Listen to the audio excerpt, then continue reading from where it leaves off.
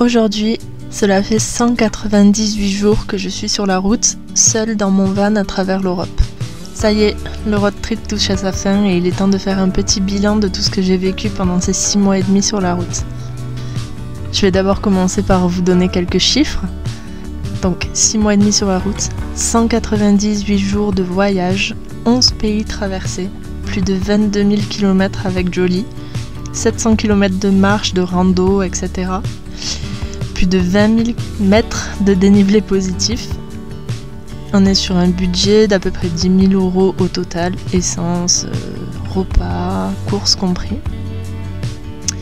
Une seule panne, qui n'était pas vraiment une panne d'ailleurs, qui était plus un faux contact.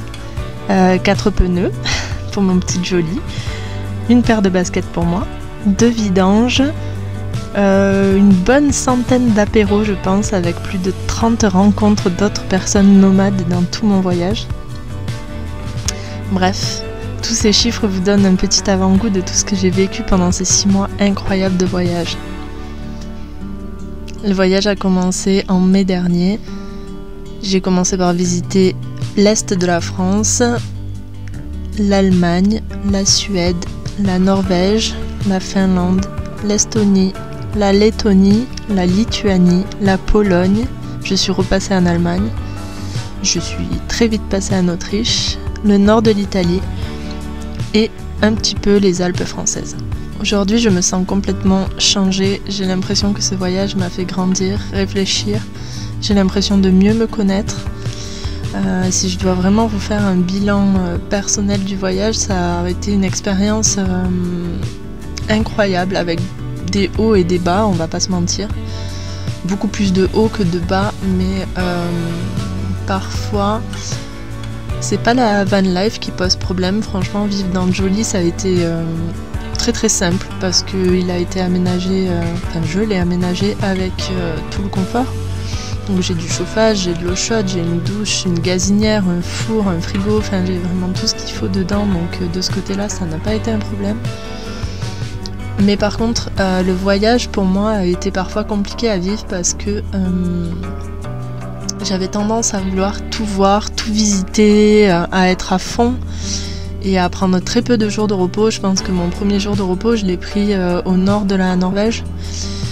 Et en fait, c'est fatigant, ça a beau être des vacances entre guillemets, ça l'est plus au bout d'un certain temps. Quand ça dure trop longtemps, le voyage ça devient un mode de vie, c'est plus des vacances. Et du coup, il y a aussi besoin de se ménager des jours de repos, des jours de plus posés où on réfléchit pas. Et j'ai eu tendance à pas assez le faire. Et du coup, j'ai terminé ce voyage avec une grosse fatigue. Qui m'a un peu fait craquer sur la fin quand j'ai eu quelques petits soucis techniques. Il y a aussi le côté où jusqu'au sud de la Finlande, tout le monde parlait anglais, c'était assez simple de communiquer et de faire des rencontres. Arrivé en Estonie, c'est des pays qui sont moins visités, il commençait à faire froid, c'était l'automne.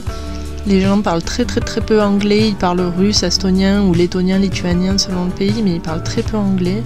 Pareil en Pologne.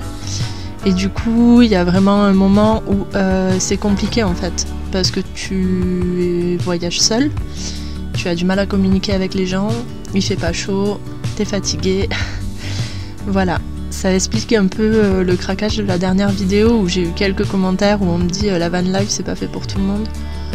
Bon, si, je pense que la van life, honnêtement, vu le confort que j'ai, c'est pas vraiment ça qui m'a posé problème.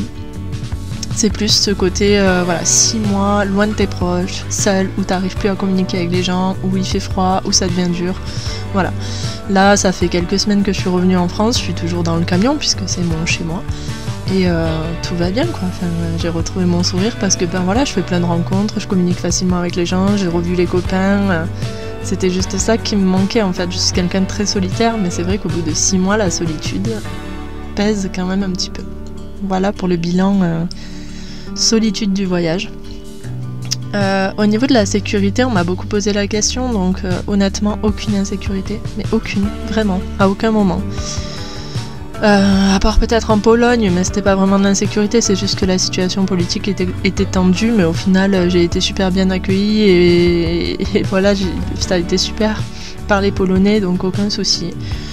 On m'a beaucoup posé de questions sur l'Estonie, la Lettonie, la Lituanie, comme je vous dis dans le bilan, mais pour ceux qui n'ont pas vu la vidéo, c'est des pays hyper propres, les gens sont très respectueux, on se sent vraiment plus en sécurité qu'en France, je pense, et de loin.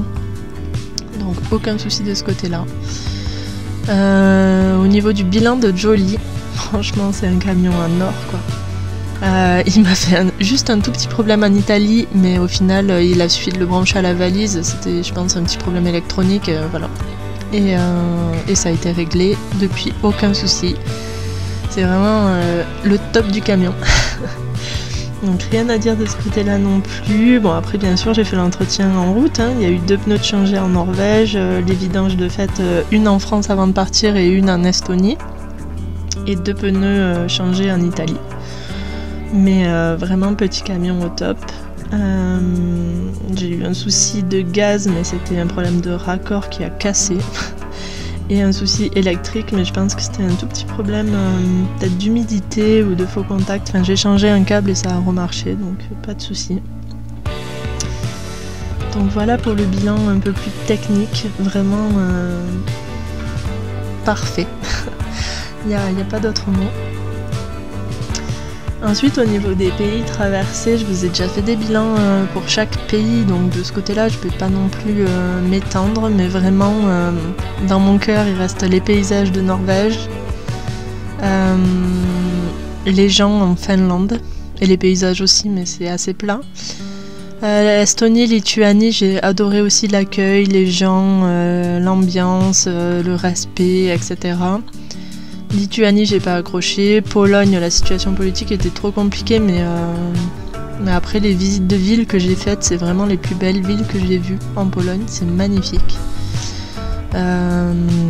Et je sais pas si c'est parce que j'ai terminé par là, mais je pense que c'est parce que c'est plus mon biotope. Mais alors les Dolomites en Italie et le Verdon en France, énorme coup de cœur. Vraiment, je vais y retourner. C'est un gros coup de cœur. J'ai eu beaucoup de chance avec la météo en plus, donc voilà. Et évidemment l'Italie, on retrouve le tempérament du sud avec l'accueil des gens et ça fait un bien fou après ce voyage-là. Donc voilà, de ce côté-là, génial. On m'a également demandé si j'avais des regrets d'être partie si longtemps ou des regrets par rapport au voyage ou par rapport au côté financier. Donc clairement non, j'ai aucun regret. Après, je sais que je vis beaucoup en me disant que la vie est courte et qu'on ne sait pas de quoi demain est fait. Mais sincèrement, j'ai aucun regret là-dessus parce que oui, la vie est vraiment courte et on ne sait pas du tout de quoi demain est fait. Et plus les choses avancent, plus je me rends compte à quel point c'est précieux d'avoir la chance d'avoir la santé, d'être né du bon côté de la barrière, entre guillemets, et d'avoir pu réaliser ce genre de voyage.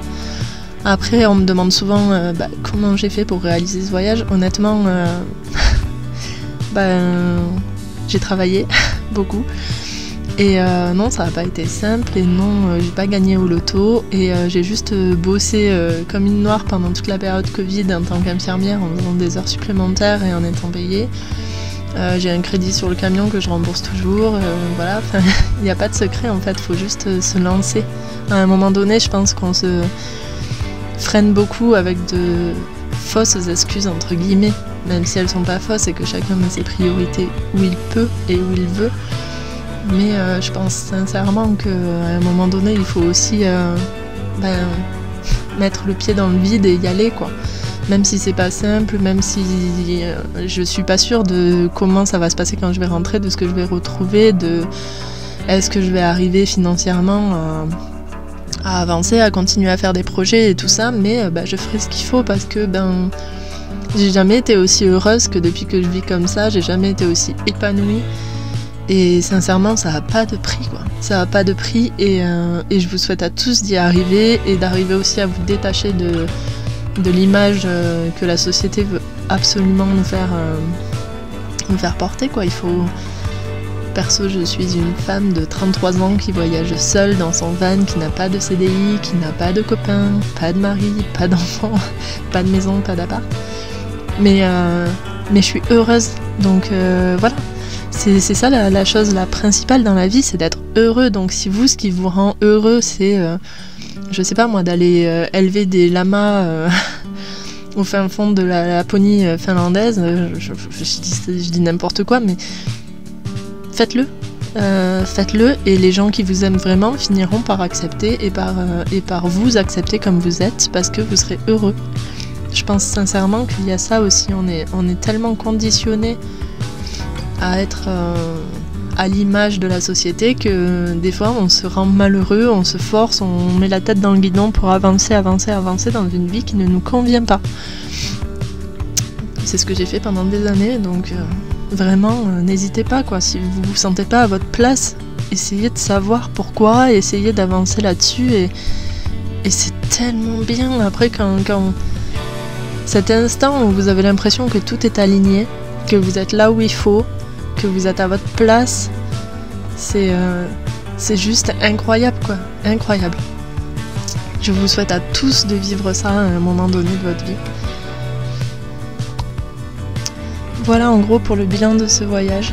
Je voulais profiter de cette vidéo bilan pour vous remercier tous d'avoir été derrière moi pendant tout ce voyage, de m'avoir suivi, d'avoir commenté aussi gentiment toutes mes vidéos et de m'avoir encouragé quand j'avais des petits coups de mou. Je voulais vraiment vous remercier et je vais profiter aussi de ce bilan, même si je vous en parlerai sur une vidéo dédiée pour vous annoncer la prochaine aventure, on va dire.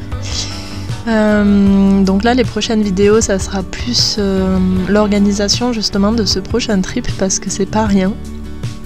Je vais partir aux États-Unis, donc comme certains le savent déjà, en mars 2022 pour marcher 6 mois sur le Pacific Crest Trail. Donc j'ai réussi à obtenir le permis pour marcher sur le chemin et normalement mon visa c'est ok aussi, j'ai mon rendez-vous ambassade bientôt là.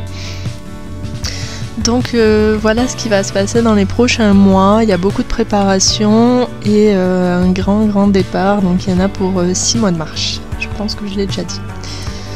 J'espère que ce bilan vous plaira et que revoir ces images, moi en tout cas ça m'a beaucoup émue et ça me rappelle toutes les merveilleuses choses que j'ai vécues. Je vous souhaite à tous de vivre des choses aussi merveilleuses et d'être aussi bien dans votre tête et dans votre peau grâce à ce que vous vivez. Et je vous dis à bientôt pour la prochaine vidéo. Je vous embrasse les amis.